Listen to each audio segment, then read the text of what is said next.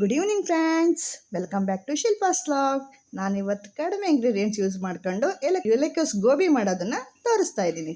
ಇದಕ್ಕೆ ಬೇಕಾಗಿರೋದು 1 medium size ಎಲೆಕೋಸು, 1 ಕಪ್ ಮೈದಾ ಹಿಟ್ಟು, 2 ಸ್ಪೂನ್ ಖಾರದ ಪುಡಿ, 1 ಸ್ಪೂನ್ ಗರಂ ಮಸಾಲ, ರುಚಿಗೆ ತಕ್ಕಷ್ಟು ಉಪ್ಪು, 1 ಸ್ಪೂನ್ ಸಕ್ಕರೆ, ಹಸಿಮೆಣಸಿನ್ಕಾಯಿ, 1 ನಿಂಬೆಹಣ್ಣು, 2 ಈರುಳ್ಳಿ, ಶುಂಠಿ ಬೆಳ್ಳುಳ್ಳಿ ಪೇಸ್ಟು, ಜೀರಿಗೆ, ಕೊತ್ತಂಬರಿ ಸೊಪ್ಪು ಮತ್ತು ಚಿಟಿಕೆ ಅರಿಶಿನ. ಎಲೆಕೋಸನ್ನ ಎಣ್ಣೆ ಕಾಯ್ಕಿಟ್ಕೊಳ್ಳಿ. ಎಲೆಕೋಸನ್ನ ಸಣ್ಣದಾಗಿ ಹೆಚ್ಚಿಟ್ಕೊಂಡು ಅದಕ್ಕೆ ಮೈದಾ ಹಿಟ್ಟು ಹಾಕ್ಕೊಳ್ಳಿ. ಎಷ್ಟು ಬೇಕೋ ಅಷ್ಟು ಮೈದಾ ಹಿಟ್ಟು, ಚಿಟಿಕೆ ಅರಿಶಿನ, 1 ಸ್ಪೂನ್ ಖಾರದ ಪುಡಿ, 1 ಸ್ಪೂನ್ ಜೀರಿಗೆ ಹಾಕಿ ಹಾಗೆ ಡ್ರೈ ಮಿಕ್ಸ್ ಮಾಡ್ಕೊಳ್ಳಿ. ರುಚಿಗೆ ತಕ್ಕಷ್ಟು ಉಪ್ಪು ಹಾಕ್ಕೊಳ್ಳಿ. ಉಪ್ಪು ಹಾಕಿದ್ರೆ ಕ್ಲಿಪ್ಪಿಂಗ್ ಮಿಸ್ ಆಗಿಬಿಟ್ಟಿದೆ ಫ್ರೆಂಡ್ಸ್.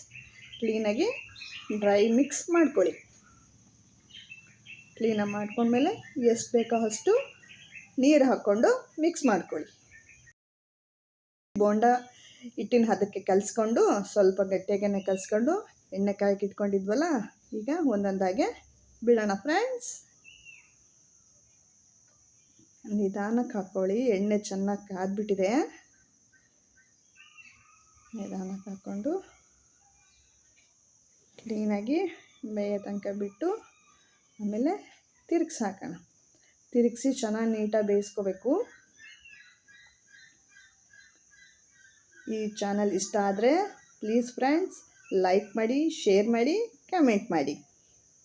ಈಗ ಕರ್ದಿದ್ದಾಗಿದೆ, ಪಕ್ಕದಲ್ಲಿ ಎತ್ತಿಟ್ಕೊಳ್ಳೋಣ.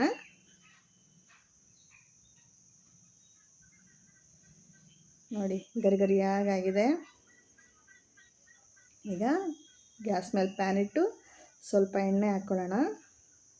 ಹಸಿಮೆಣಸಿನ್ಕಾಯಿ ಹಾಕ್ಕೊಳ್ಳೋಣ. ಅದಕ್ಕೊಂದೆರಡು ಹೆಚ್ಚಿಟ್ಕೊಂಡಿದ್ವಲ್ಲ, ಕ್ಲೀನಾಗಿ ಖಾರ ಅದರಲ್ಲಿ ಬಿಟ್ಕೊಳ್ಳೋ ಹಾಗೆ ಫ್ರೈ ಮಾಡೋಣ. ಶುಂಠಿ ಬೆಳ್ಳುಳ್ಳಿ ಪೇಸ್ಟ್ ಹಾಕಿ ಫ್ರೈ ಮಾಡಿ, ಈರುಳ್ಳಿ ಅರಿಶಿನ ಪುಡಿ ಹಾಕಿ ಗೋಲ್ಡನ್ ಬ್ರೌನ್ ಬರೋವರೆಗೂ ಸ್ವಲ್ಪ ಫ್ರೈ ಮಾಡ್ಕೊಳ್ಳೋಣ. ನೆಕ್ಸ್ಟ್ ಇದು home made tomato sauce friend. ಅದು ಇನ್ನೊಂದು ಸ್ವಲ್ಪ ನೀರು ಹಾಕ್ಕೊಳ್ಳಿ. ರುಚಿಗೆ ತಕ್ಕಷ್ಟು ಉಪ್ಪು, 1 ಸ್ಪೂನ್ ಖಾರದ ಪುಡಿ ಹಾಕಿ ನೀಟಾಗಿ ಮಿಕ್ಸ್ ಮಾಡೋಣ.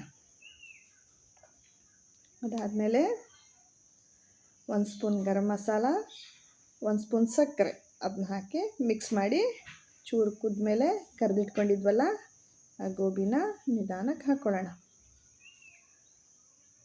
ಕ್ಲೀನಾಗಿ ಮಿಕ್ಸ್ ಮಾಡೋಣ.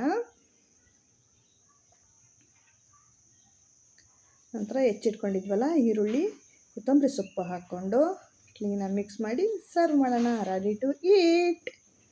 Thank you friends.